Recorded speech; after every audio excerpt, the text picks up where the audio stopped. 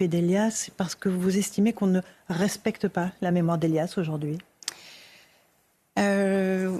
Oui. En fait, je suis très surprise par des propos que j'entends dans les médias qui modifient l'adolescent qu'était Elias et l'adolescent de 14 ans qu'il restera pour toute la vie. Il y a une manipulation de l'information et du meurtre d'Elias. La semaine dernière, Patrick Cohen, dans son édito politique sur France Inter, en parlant de la décision du Conseil constitutionnel, alors je vais lire ces mots, a dit « Après la mort tragique du jeune Elias, tué à coups de machette pour avoir refusé de donner son portable ».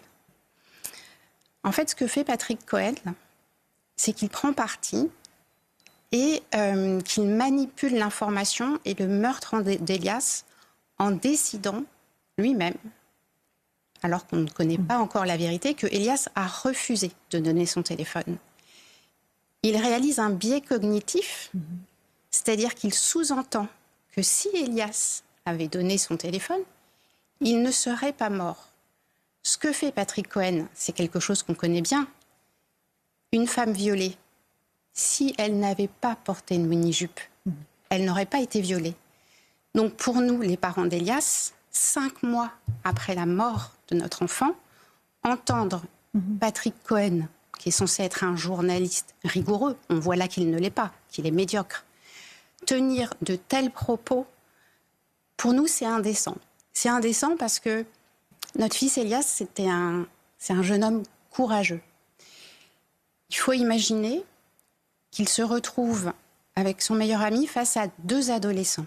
Il ne sait pas qu'ils sont armés.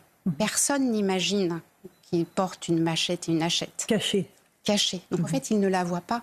Moi, je ne sais pas. Nous ne savons pas si Elias a refusé ou non de donner son téléphone.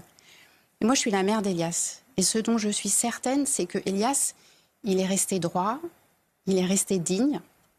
Il a fait ce que disent les enfants, il a fait le gars. Et en fait, faire le gars et rester droit, ça, c'est un acte de résistance. Et c'est pour cet acte de résistance qu'Elias a été poignardé à mort. Donc, manipuler l'information, travestir l'information, c'est manquer de respect à Elias.